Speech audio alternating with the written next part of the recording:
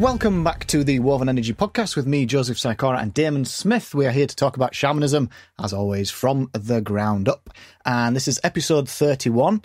And we've been flirting with the idea of talking about shamanism and business. I think we've touched on it in a few episodes in the past. Namely, I think you used Toyota as a reference, Damon, at some point. Yeah.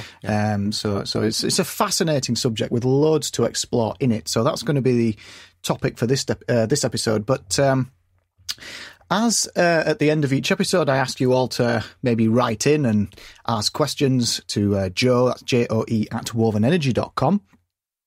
I've received I've received a few questions, and we sometimes do our Q&A sessions, but this one's just come in spontaneously, and I thought it would be interesting to kick this episode off with. So this is it doesn't actually have it doesn't say what his name is, but I'll just read the question out anyway.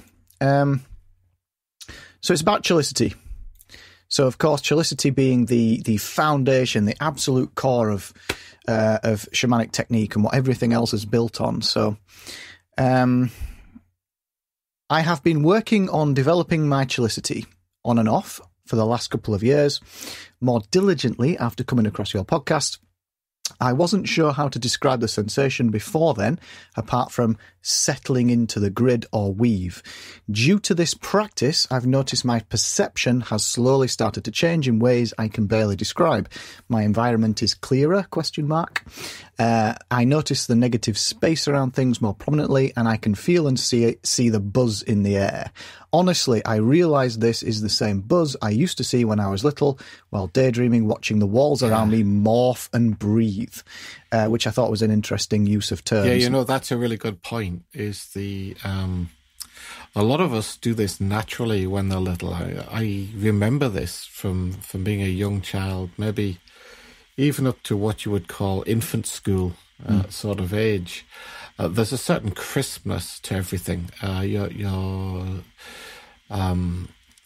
hanging in the moment a lot more than you are once you've become an adult or become older. And yeah, I remember in particular, I used to just play on the road near my house, and incredibly sharp perception of everything around you. For some reason, I particularly remember paving stones and the whole world. I guess you're closer to the ground when you're small like that, and the whole world of the paving stones, and it's almost like, an individual paving stone is like a whole map with incredible richness. And as an adult, if you go and look at a paving stone, you can see that richness, but you have to sort of go out of your way, whereas when you're a child, it's just there. It's just hanging in the. So it's a really good point that, I think, as we said several times, Chillicity is something that should be natural to us. And it's really our society and the miasma that sort of dull us to our kind of perception of the outside world. But I think that's a really good point. And, also, that sounded less like a question. There's probably more to it. It sounded less like a question, more like a good news story. Yeah, well, I haven't finished the question. Pleased. The question's coming. I'm very pleased for the guy. The question's coming. But this morphing and breathing was an interesting one because particularly with the exercises that you taught me back in the day, you had us looking out over a lake. Back where we used to train. Yeah. And when I go to the woods as well, and when I was really into this stuff, that would start to naturally happen. It would just start to shimmer, and it would be as if it's breathing. And I didn't know how much to read into it or anything, because we always talk about imagination. And then I'm thinking, well, is it just my imagination? What the hell am I seeing here? But I was definitely seeing something, that's for sure. Yeah, but as soon as you start thinking that latter stuff, the whole thing goes to pot, doesn't it? It does. But what I found was, when it happened, it created something to focus in on, if that makes any sense. Now, is that correct or is that not correct? I don't like that word focus, Joe. It is, I prefer, although it's harder to pronounce, I prefer the term burachikatarte than focus. Well, I could latch onto it. It is focused. It does, in a way, it allows you to sharpen your perception. Yeah. But it is the difference between a shamanistic focus and a kind of baseline focus is, with a baseline focus, I'm zoned in on something. something in particular, and I've given all of that my attention to that one thing. And that one thing then has a certain level of immediacy for me. But the shamanistic focus is not like that. It has a certain sense of that, but it's expansive and it's open. And I find this sort of baseline focus, in the workplace, we're talking about shamanism in business. In the workplace, when people say they're focusing in on something, it's usually they're excluding everything else. Very often problem solving. And also, somebody, as you probably gathered from the things we've talked about on the podcast before, I work with software developers and other people on different teams. To be honest, I've worked in a lot of different industries, so a lot of different types of people I've worked with. But for software developers, sometimes they just need to go and lock themselves in a room, and so they can properly focus on their baseline activity without any distractions. Baseline being logical and rational thinking. Yeah, and so the point of the focus is the practice, the technique is there to distract you. Partly the technique is there to distract you from the miasma.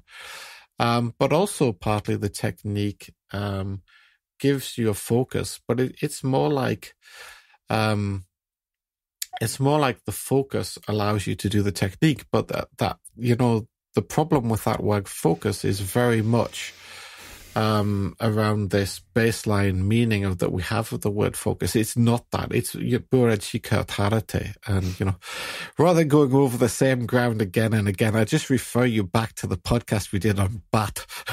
Yes. And also that we did an extra on Chelicity as well, which was very interesting. Yeah. So we were dangerously circling close to business. So just before we do venture into that territory, I'll just finish this. So just after the morph and breathe, he says, as an adult, these experiences take a couple of minutes to settle in, but they're starting to happen spontaneously. This is exciting and at times unnerving. My question is, do you or Damon have any techniques, aside from the ones discussed, to strengthen or hold on to those spontaneous moments when they do occur? Yeah, so two things. It is that the word unnerving is kind of interesting. Because it shouldn't be. It shouldn't be. I mean, I understand it is, as a matter of fact, but think about why it's unnerving. It's unnerving because we're entering into a natural state that we're not used to. Yeah. In a way, it's kind of, it's unnerving and exhilarating at the same time, which I think is what the guy's saying. Exciting, yeah. It's exciting and exhilarating, and it's the very fact that it's unnerving kind of shows you there's something wrong, because you think it's something that's entirely natural to us, or should be, and we find something entirely natural to us unnerving. There's something very wrong with the place where we're at to begin with.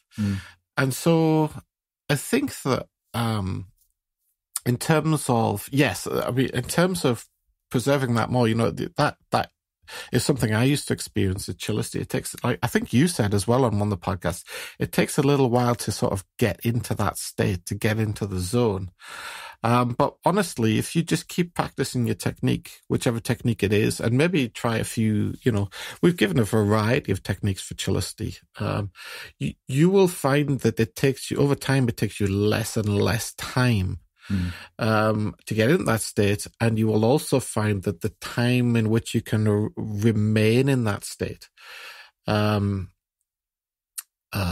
the time in which you could remain in that state without thinking, oh, well, how do I remain in this state? Or isn't this amazing? And, the whole thing collapses, extends and extends and extends. Yeah. And if you can get in the place where you can just switch it on and leave it on, then you're in the territory, that's pretty good. That famously, there's a thing called a Hinagata, Japanese shamaness, who we've mentioned loads of times, Miki.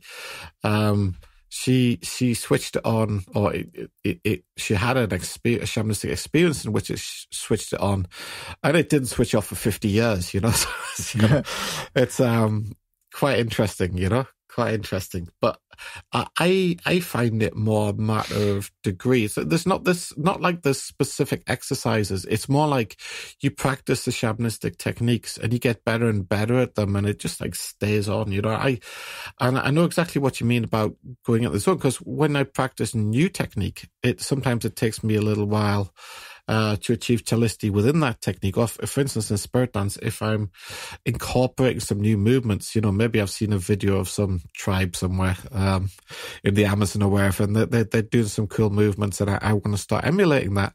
Obviously, I have to internalize the movement. It takes me a little while to do that before I can totally hang in the moment with that movement.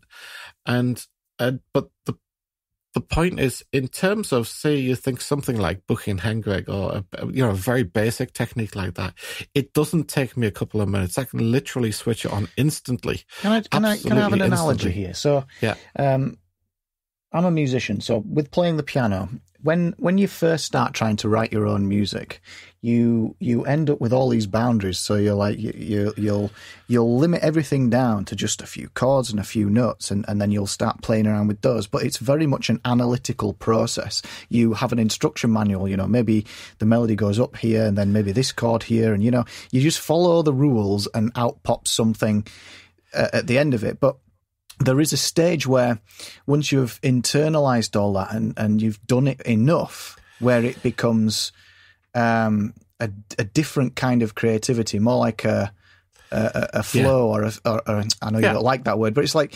spontaneous. It just flows out of you rather than you having to think about it all the time. Absolutely. And, that's like, we talked about making the Burgundy. It's like the wine settles, and you get a certain ability with a technique, shamanistic technique, and you can get in that state dead easy with it. And, that's exactly the time that your mentor or yourself have to, break up that cap of pips and skin. I refer everybody back to the episode about making Burgundy. Episode 9. Because you get a kind of bubble, and in the world of work, we get this as well. Teams that work in a sensible kind of way, a Toyota kind of way, where when we talk about applying shamanistic technique in the workplace, the teams that I see are the most productive, the most able, the most creative. They are much less focused on process than teams that are less, what I would call, high performing. And they tend to be much more focused on their culture. And it tends to be that very, very high performing teams, they use in business, and I guess elsewhere as well, they use culture as a business weapon, as opposed to, the knee-jerk reaction.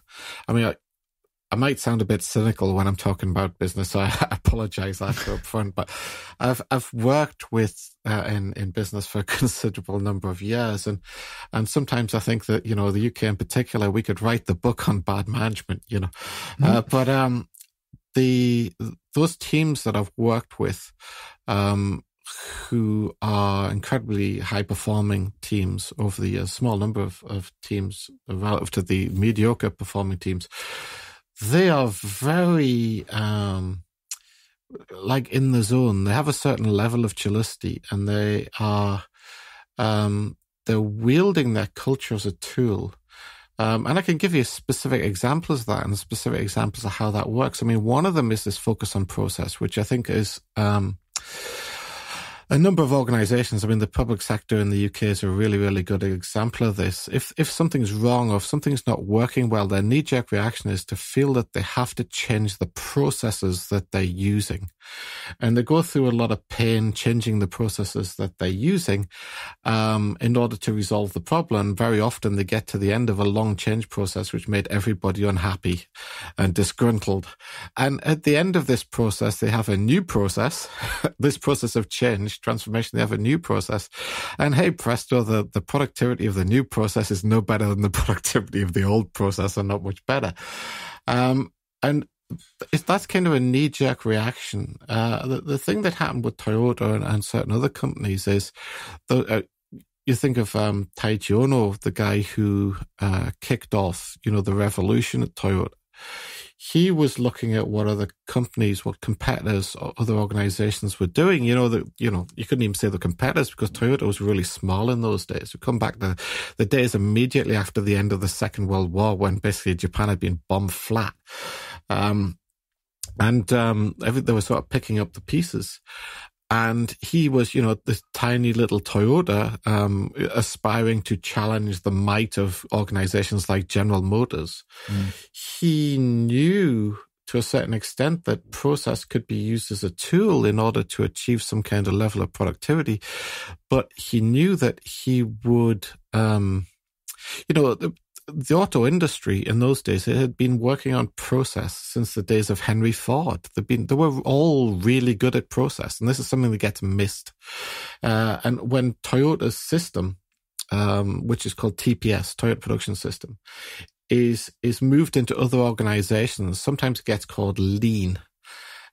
Which is whenever I hear that word, I feel I'm scraping my nails down a blackboard. But effectively, what people did after Toyota achieved this incredible success with their processes, what everybody thought was changing, they're coming up with these amazing processes.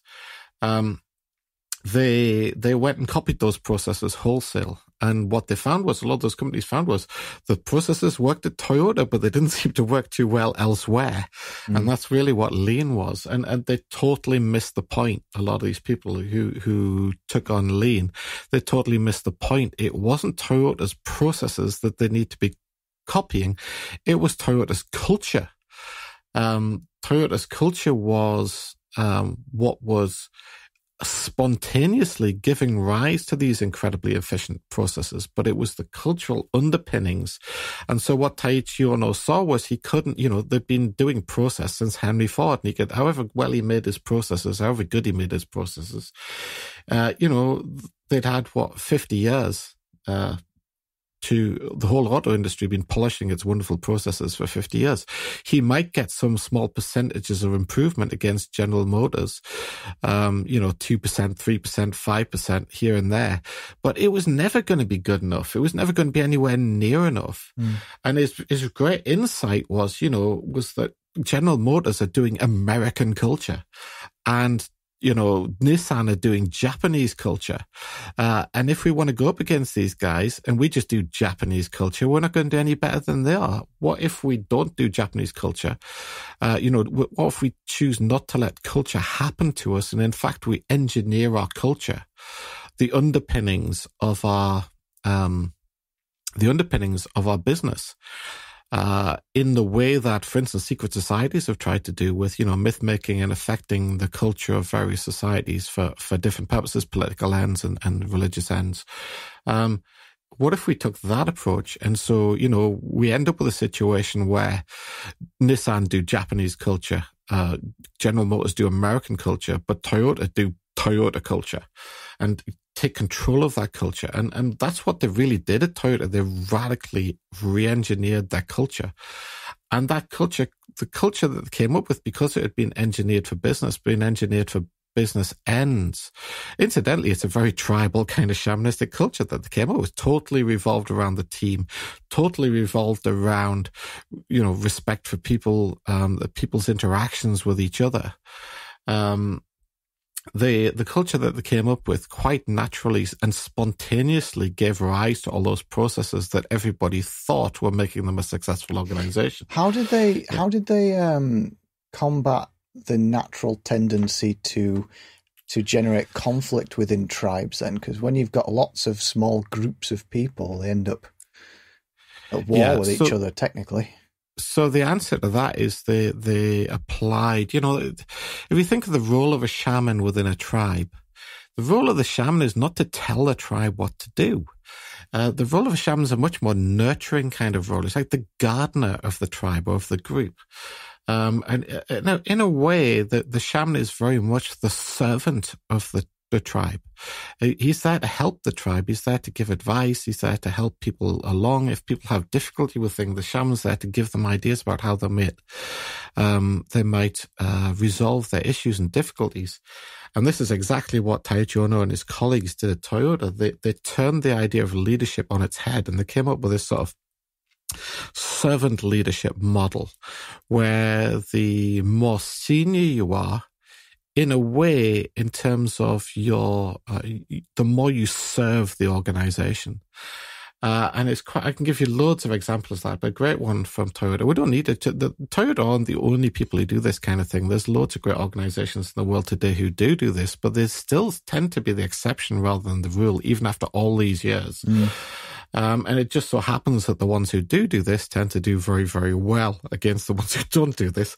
But I'll give you a great example. There was a Toyota factory that had particularly high productivity, and the manager of another factory sort of called up the manager of this high productivity factory and said, do you mind if I come and see what you guys are doing so we can learn something, see how you're doing so well, And quite interesting what the manager of the high productivity factory said to him. He says, yeah, you come yourself, but if it's not you, send no one. And this is their concept of Genchi Genbutsu. Genchi Genbutsu in Toyota philosophy means going to the site of the problem. My teacher, he was a very senior executive at Toyota, and when there was a problem, say on the production line, although he's so senior in one of the world's biggest organizations, he's down on the production line. He'll roll his sleeves up. He'll get in. If somebody's having a problem, he'll get in there and he'll help them resolve it. But he won't send his junior manager to go and ask what's going on and send him a report. So basically, this kind of ivory towers thing is one of the things that Taiichi Ohno and his colleagues cut out of Toyota. They have a very, very direct management style. They have actually, for an organization that's so huge, I mean, they'll have hundreds of thousands of employees worldwide. They have relatively few levels of hierarchy. I think, probably, it depends how you count it, but if you think of they have 5 or 6 levels of management for a global company, whereas, some of the government departments I've worked in, won't name names, have 20 odd levels of management, it's, and which are way smaller than Toyota, it's kind of like, the more senior you are, the more responsibility there is. And I'll give you another example. Let's not just do Toyota. Let's I'll give you an example from the armed forces. I'm not going to name names, but in the armed forces, there are different departments, if you like, different groups that do better than others, and the issue is, another thing is this kind of command and control model where senior managers or managers feel like they have to tell people what to do all the time. That's a very miasmatic that's not how a shaman operates, in a tribal society, which is what we're genetically geared towards. The manager, the shaman, doesn't come along and say, right, you guys, I want you to go and milk the cows or, or look after the horses or whatever. I want you to go and gather water from the That's not what happens at all, What actually happens is that the people of the tribe sort of manage themselves. The shaman is very much there to help them out when they get stuck. Yeah. And so these really, really good, efficient companies and military units, very often you get this kind of culture in the special forces as well in the military. The senior is not there to tell people what to do so much. The teams manage themselves. But they're there to help people out when they need advice, when they need guidance, or if they're not thinking about things in a good way, they'll come and sort of help the people understand how they need to be thinking about things that go on. That's really interesting, considering it's the army we're talking about, and you've got this image of a very disciplinarian environment and very strict need for order. Yeah, it's more like in the special forces rather than the sort of main army that you get this type of thing. But and there's a good reason for it in the special forces. You think you're a small team, you're behind enemy lines. You've got to have enemy camaraderie, haven't you? Far more firepower than you. If you're the commander of that team and you're forever having to tell everybody what to do, you're going to be just spending all your time telling them what to do, and they have to react to unpredictable circumstances. I don't need to, I'm not a leader in the army, it has to be said, but if I was and I have a team like that and there's something unexpected happens, I want to be able to give a very quick order, set security or something like that. I don't have to say, you go over there and point your machine gun down the street.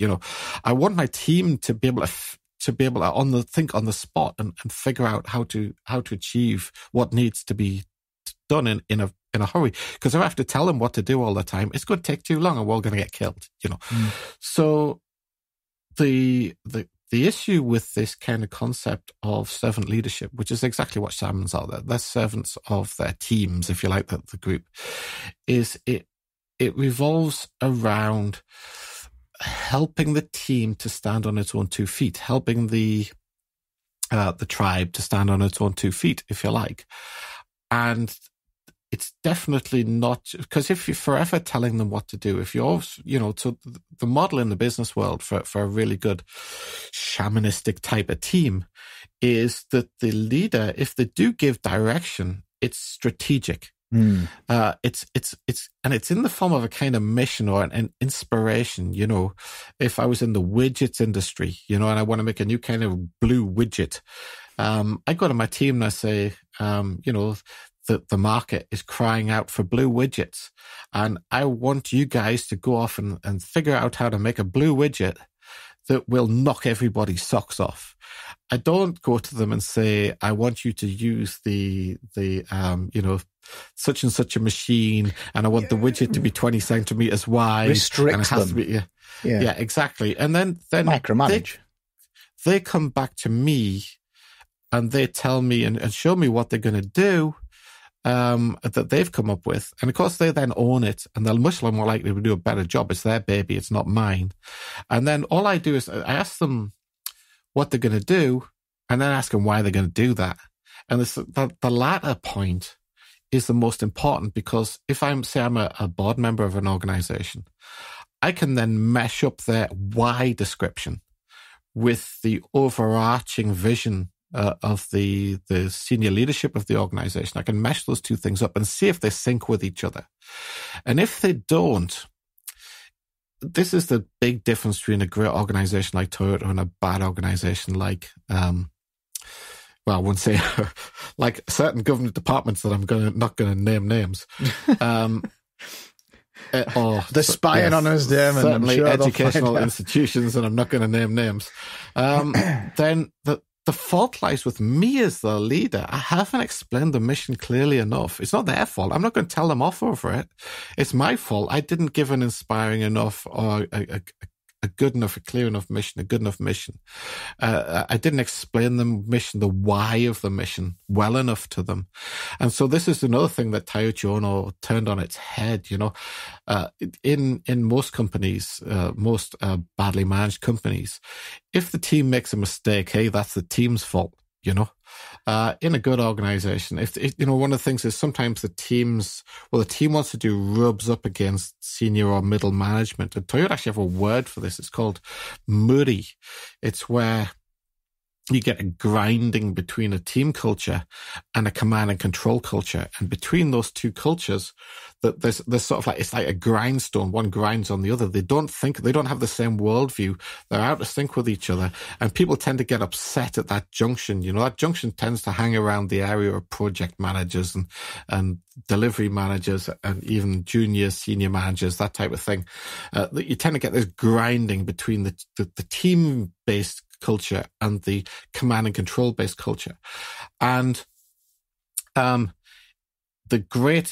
usually when that happens in a bad organization, that's the team's fault. Yeah, the team has upset the managers, the team has made mistakes, and it's the team's fault. In a good organization, there is no doubt, like Taiichi Ohno's view of Toyota, there is no doubt whose fault the Murray is. It's the seniors' fault. It's the management's fault, because management, clearly that happened because management didn't give a good enough mission, didn't give a good enough vision, weren't inspiring enough.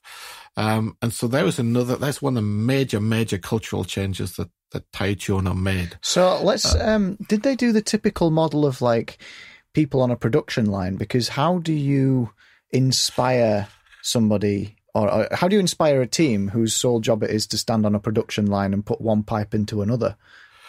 Give them ownership. Absolutely, give them ownership. Yeah. It's their production line. Yeah, how that production line is being run, they have a huge amount of input in. Okay. It's them. They decide, and also, let them have huge input in how things are done. And if they do that on a continuous basis, if they're always getting together as a team, saying, "Look, how can we do things better?" Isn't it that like a sports team? Getting together after the match and saying, "How can we do things better? How can we do things better?" And if you go to some of the best Toyota production lines, and you just watch them, you could put ballet music over that. It's incredible, and they do a lot more hands-on stuff than a lot of stuff is done with robots, but they do a lot more hands-on stuff. And these tools whirl around and they move around, and it's almost like ballet.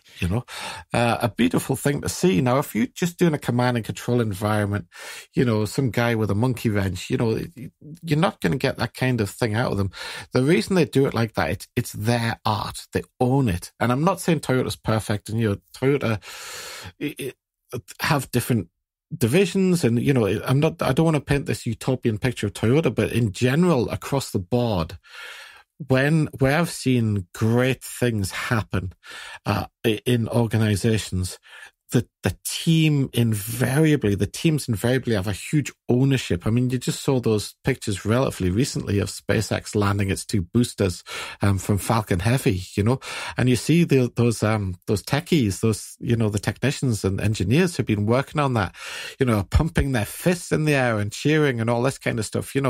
That's not a bunch of employees who don't care about what their organization's doing. That's a bunch of guys who live and breathe and are heavily bought into what their organization's doing. And, people say that in these sort of companies, these sort of culture-driven companies, they say that, one of the criticisms we've had, because I've always run, my teams like that, one of the criticisms we've had from these sort of non-cultural teams, process-focused teams is, you guys have to work at the weekend and you guys have to work in the evenings. No, there's nobody making us do it. We do it because we love it. We do it because we love what we're doing. We're interested in what we're doing. Nobody's forcing us to be there. One of the places where I used to work, I won't say where, the first thing I asked the boss is if I could take the time clock off the wall. Yes. And it lifted the mood of the team, and those teams were not productive. That's why they'd hired me, basically.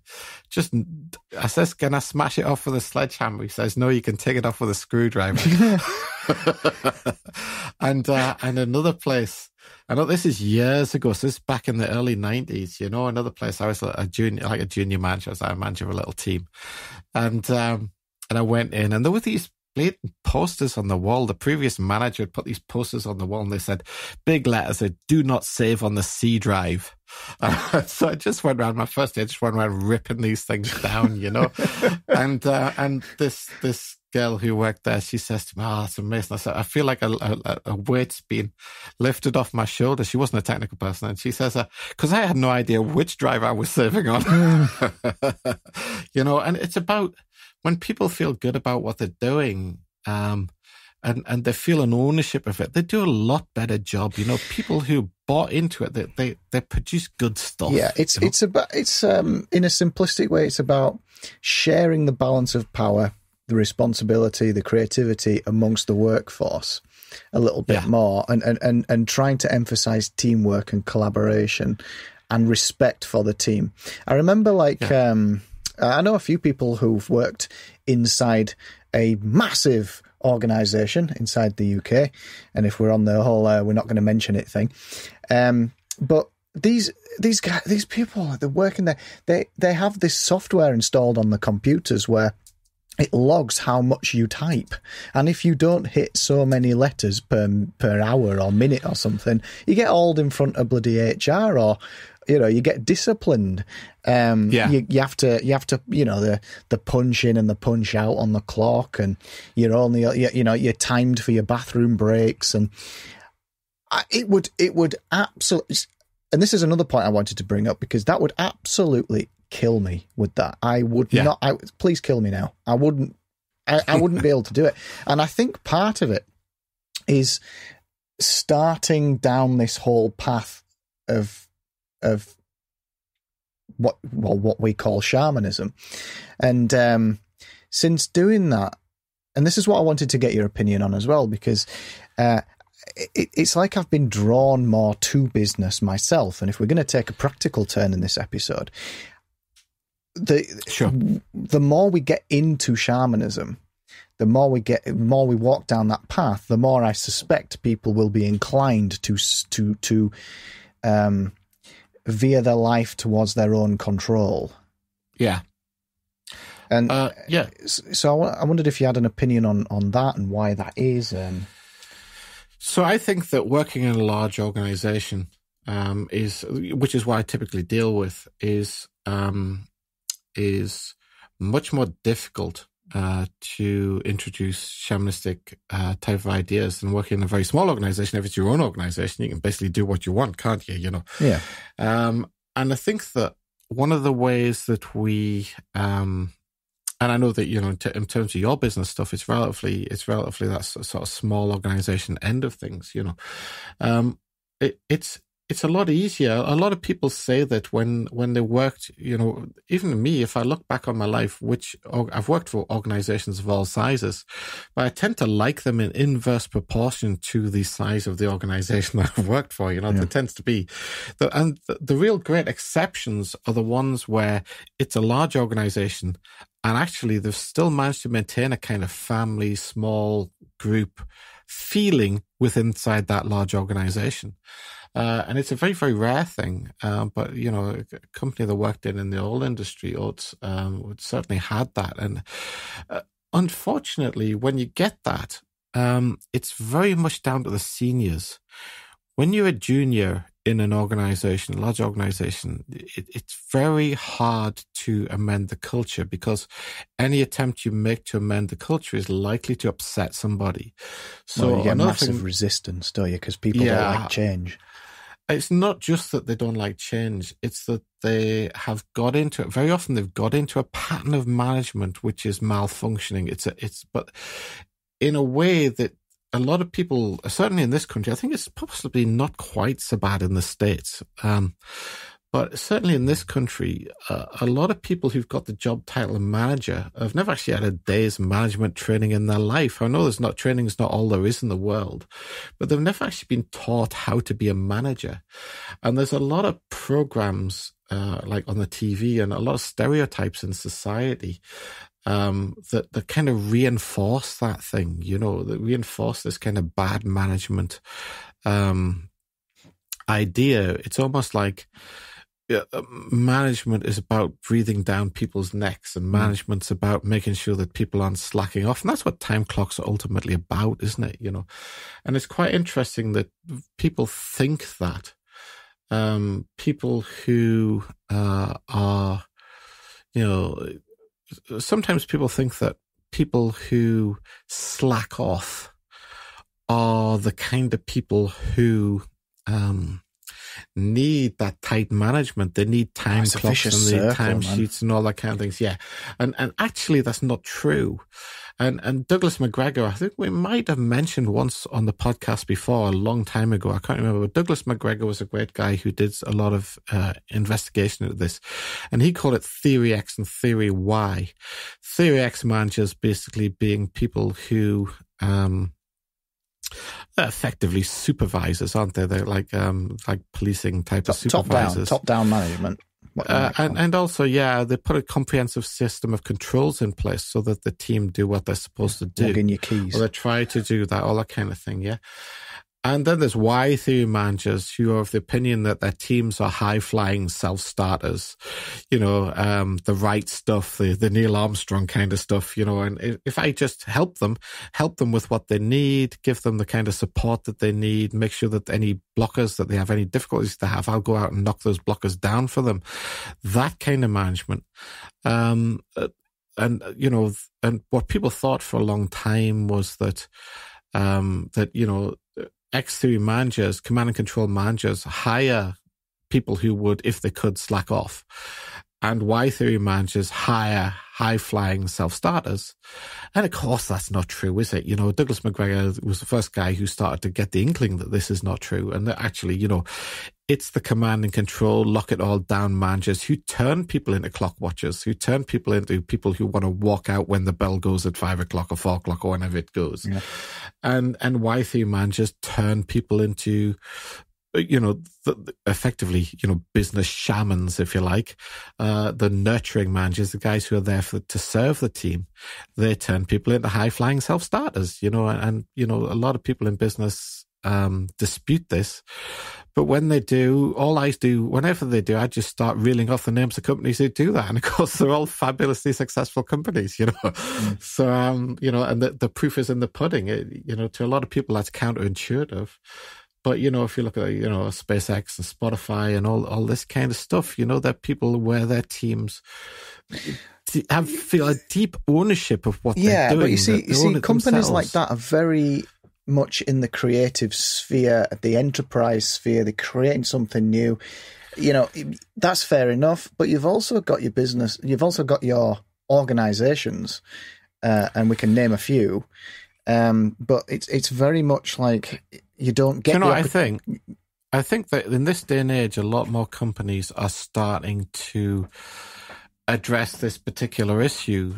They are, they're doing it to a greater or lesser extent. But what I've seen is the only quote unquote successful organizations I've seen who do the sort of X theory approach. They don't have much in common with each other. One thing they do have in common, other than their sort of bad attitudes, is they're a monopoly. And of course, this is one of the problems we're trying to make change in government. Because if you don't like what the government's doing, it's not like there's another one that you can, take your business elsewhere, But even in governments, stuff is changing slowly, because they see the benefits of being more responsive. And it's nice, I've been in a government department that got slagged down by its end users, by the people who were using its processes, making use of its services. And they went through a process of change and they came out the other side and they're getting all sorts of awards and really nice feedback from their end users. And that's really remarkable in government because, usually people are pretty down on government to start off with. And when you start getting, thank you letters from citizens for the service they've received when you're in government, that boosts morale something. It's an exception, it's unusual when you can get a team in that place. And generally the team needs protecting from the organization to achieve that. But it is possible to get thank you letters when you're in government, So I see two approaches here. If we're going to turn practical, I see like people who are in a place of work who could use some shamanic technique to make their situation better, easier, more productive, could get on with people more. And then there are those that are inclined to maybe start their own thing and do their own business, both of which are, I feel, two separate sets of skills maybe, or I'm not sure. I don't like know. You to explore that a bit. I don't know that there are two separate sets of skills. I think that one of the things you have to do when you are setting up a new small business, there's a sort of skill set of opportunism. A lot of the guys who are successful in small business tend to either accidentally or deliberately be able to spot the right thing at the right time. And that's part of Toshalteen, If you're in a large business and you're willing to do it and you're senior enough to have the authority to do it, you can turn a large business into a servant leadership team-based business. There's nothing to stop you doing that. And the ways in which you can go about doing that and known quantities, you'll probably find it very uncomfortable. You'll probably start in the wrong place. The knee-jerk reaction with a lot of businesses is to start at the team level, the leaf node level. And that's absolutely the wrong place to start. You should start with the executive. And if you want to see senior leadership, if you want a servant leadership type of organization, the team that should be, in servant leadership organizations, another thing is the leaders set an example. They lead by personal example, which doesn't happen in command and control organizations. And so the first team, in my opinion, if you want to create a servant leadership organization, the first team that should start to work on that new culture should be the executive. It should be the most senior team in the entire organization. And then they should lead by example and ask other teams more junior in the organization to follow their lead on that. So what I'm saying is, if you're a large organization and you're senior enough to have the authority to make the change, and you can gain enough consensus to make that change, there's absolutely nothing to stop you doing it. And how to go about doing that is a kind of known quantity. The additional thing that you need in those small businesses is kind of the torsional team kind of thing. It's spotting the gap in the market. Obviously, if you're a large organization, you've already spotted a gap or two in your market, or you wouldn't become large in the first place. Yeah. Either that or your monopoly. Yeah. So basically what I'm saying is that opportunities come along in life. And part of torsional team is the ability to snatch those things out of the air when they fly past you. You can't, the opportunities for a lot of things are not always there. If you look at some of the people in the big successful people in the computer business, people like Bill Gates and Larry Ellison, Steve Jobs, these guys were all born within a very short period of time of each other, and they were all sort of coming of age in a tech community at a certain point in time when there was a massive business opportunity there. If those guys had done the same thing 10 years later that they did, they probably wouldn't have been as successful as there has been. I mean, given the way they're wired, those guys, they'd probably been successful in something else. But if they'd done exactly the same thing 10 years later, my point is they wouldn't have created these huge tech companies. Those guys being the founders, Microsoft, Oracle, and Apple. It just wouldn't have happened. And so that torsional team thing, and you get this in martial arts as well, when you don't quite know, somebody's, especially if you're fighting against a really good martial artist who's got a really good defense in all kind of areas. Very often you have to wait or bide your time until that guy makes a bit of a mistake. And when he does make a mistake, you have to capitalize on it instantly. I think it's a bit like that in starting up small businesses, these sort of greenfield startups. You have to spot the opportunity. And again, that's a torsional team kind of thing. The guys that I know that are good at that, they're always thinking of opportunity. And when an opportunity comes to them, some of the guys I've worked with who are very good at that sort of style business startup thing, when that opportunity comes to them, they'll just snatch it. They won't hesitate. That's a muscle that you can develop. That's spotting opportunities is something. A lot of people think that that's just something that comes naturally to people, but it kind of is. But also, it's one of those things you can train. It's a muscle. Absolutely. That's your torsional team training. Well, we've already done episodes on that. It's the age. It's a bit cliched, but you look at the people who are truly successful and they've got a very successful idea. Well, they've had, hundreds, if not, certainly a number of failures in the past, which has led to that one idea that stuck. And the idea is because of the whole torsional team, this playful experimental nature, they've gone through all those, they're trying, I'm trying this, I'm trying that, I'm experimenting, and I'm going to fail, but I'll learn from those failures, I'll come up with the next one, I'll fail again, I'll learn from it, and then boom, I'm bloody Spotify or whatever, this is the process that happens. But it's interesting that it's just clicked with me that's brought it back to torsional team. So maybe somebody who is in a job and in a work environment where maybe it's not as ideal in a shamanic sense, you could try and apply a bit more playfulness to your work environment and see what happens, maybe. Yeah, I mean, I caution people on this to a certain extent because it depends what your work environment is.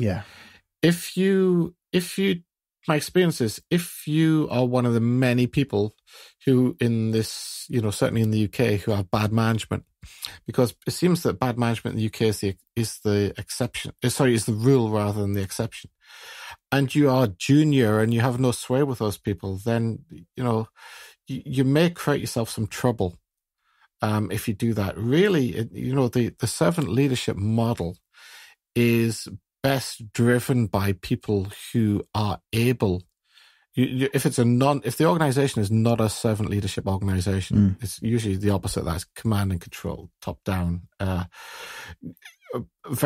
Often these organizations are obsessed with planning, absolutely obsessed with it, and their plans very often don't reflect reality very well.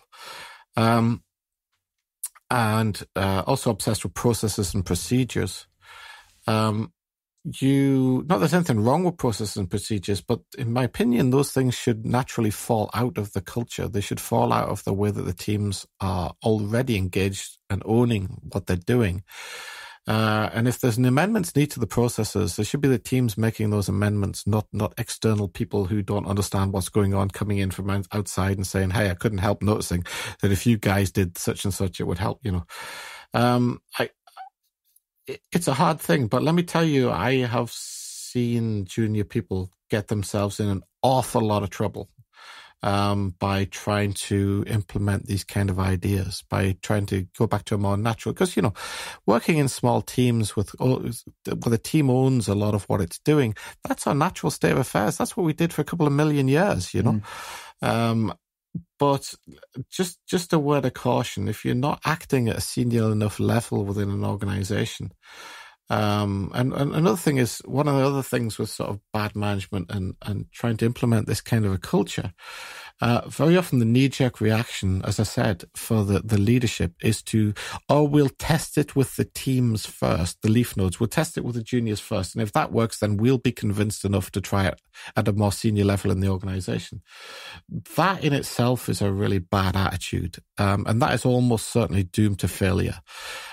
Because the servant leadership culture, the higher you implement that within an organization, the higher up in the organization, the more smoothly things are going to go, and the more bang for your buck you're going to get. You're going to get huge, implementing that at the very top of the organization and cascading down a servant leadership culture. You're going to get huge bang for your buck, absolutely huge bang for your buck. If you try and have a sort of rigid command and control upper organization and try and fluidify, try and make the teams more responsive, you will just end up upsetting everybody on the teams, all the middle managers, all the project. You'll upset everybody, and unfortunately, you'll be the nail that sticks up that needs hammering down. Exactly, and so, I'm going to make a book recommendation. I don't do this very often, but there's a superb book on this subject. It's so good that I would almost go so far as to say it's pretty much the only book that you need to read on this subject. But I'm not talking to the entire audience. I'm talking to those people within organizations who are in an influencing position. And this particular book, I would even go so far as to calling it a modern classic, a modern business classic, is a book called Extreme Ownership by Jocko Willink and Leif Babin. And, I don't make very many book recommendations, but I do recommend that book, a really superb book. And those guys who are from the military, but they're, like I say, this stuff's often more in the special forces than everywhere else. And surprise, the two authors were special forces guys. But it is really, really a superb book for leaders, for people in influencing positions. Now, if you're starting up a small business, you are a leader, you're in an influencing position. So, just by default, because to start off with, you're probably the only guy in the business, Yeah. And so implementing these kind of ideas in really small businesses is quite easy. The hard thing is the torsional team. The hard thing is the adaptiveness and the ability to snatch those opportunities out of the air when they come along. Because most people think, oh, should I, shouldn't I? I might think about it, or I'll go and ask what other people think. Yeah. Well, obviously other people aren't going to tell you, no, it's a bad idea. You need a secure job. You should just knuckle down and, so that's not going to help. So the other thing that I've noticed about people, one of my friends, Sebastian, who's been very successful in business, and another friend I had years ago who also successful in business, is they might consult, but if everybody says no, they know they're right and they'll do it anyway. Yeah. It's it's that kind of, I just know I'm right on this, and they go for it, and they go all in. In with both feet. And so, but the thing is, if you go, shall I do it? Shall I not? The opportunity's passed. The opportunity's passed. Yeah. So it depends the way you're wired. And, I've become more wired that way in later life. I was never wired like that to begin with. I almost said the word naturally, but it's not natural. I was always almost wired that way to begin with. But actually, over time, I've become more wired. I guess what you probably felt happened with you, Joe. Through my shamanistic training and stuff, I've been more wired to being more opportunistic, being able to spot things that come along and take advantage of them. I would say that when I very first started off, I was almost like the exact opposite of that. I was heavily socially conditioned. You go back to when I was about 18 or something, And I've been running my own business now for 18 years now, and if you go and 18 years ago I was not 18, you're probably getting an idea. My age is rather advanced, but if you go back to when I was 18, that was never going to happen. I was better cut out to be just somebody else's employee, a cog in a wheel, and my shamanistic training, to a certain extent, bridged me to the point where I could do a business. Well, for me, it was more like I'm very much inclined to be the cork bobbing down the river on a set little route. And since getting into this stuff, it's more like I've wanted to just completely get out of that. I don't like being on a set path. And I think, sure. I don't necessarily think that means like people start getting to shamanism and they want to start their own businesses or want to start doing this. I think that's just one byproduct or one aspect of a core fundamental shift that happens to your outlook and what's important to you when you start down the shamanic, quote unquote, oh God, the shamanic path. Oh dear. The way of shamanism. Yeah. Dearie me. So. In some ways, it is a path, it is a path, in terms of, one of the things I've said before on the podcast is, as I look back on what I've done, the times I've been doing things, I've been trying to get somewhere with shamanism. I've been trying to get somewhere, trying to achieve something, trying to become more advanced, And actually looking back on those times, I didn't realize at the time that the time itself was wonderful, that hanging in the moment time was wonderful. What I was doing, the path I was walking was great, and I wish I could have that stuff back again, So really to me, it is a kind of path. The problem with that word path is it gets used for the way of flipping everything these days, doesn't it? Yeah. The way of everything. And it's not really very... to put it another way, it's so easy for you to get buffeted this way and that by culture, by the miasma and by society. And I think doing this stuff just makes you see it. Yeah, it feel sort of clears away the fog, doesn't it? It does. It clears away the fog. And if nothing else, hey, there's a benefit of practicing shamanism. Just get rid of the fog from your life. Yeah. So, I think we might be approaching the end here, but... yeah, I think we'll probably do another one. What I said was I'm going to tell you a bunch of funny stories about business and never got around to it. But this episode's being a bit more serious and solemn than I had probably intended. But let's just do the funny stories on another episode sometime. Yeah, we can. Cracking. Well, what time are we on now, Damon? I haven't got a time on my recording. It's about an hour. All right, so we'll definitely continue this. It's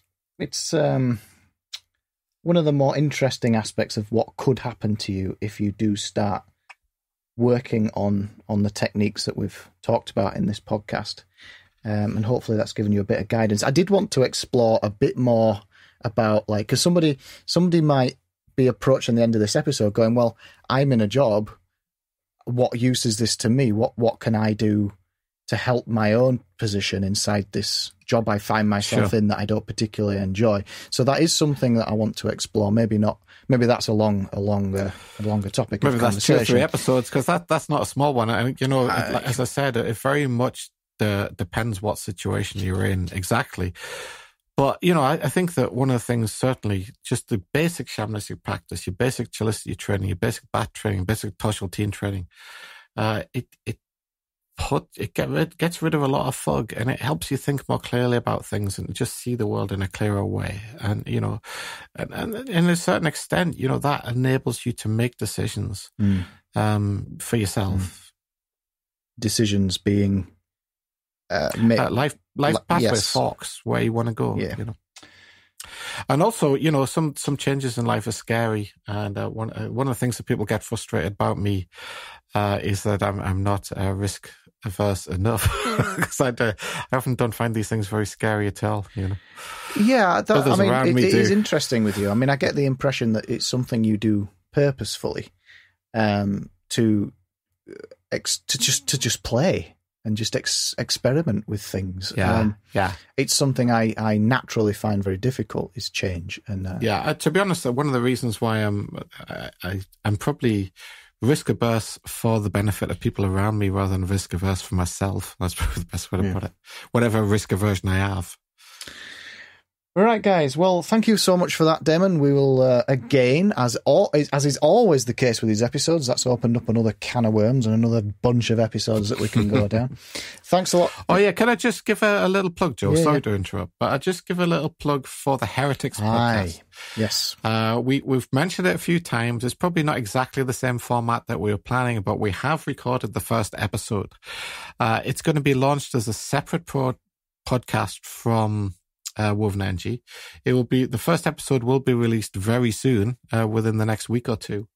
And actually the recording went quite well. And it's, Joe's not going to be on that podcast, as often as he's on this one. He will be on it, but, I have another guest star. How do you call it? Star host. A guy called Greg Barlow, who's co-hosting Heretics, certainly for the first number of episodes with me.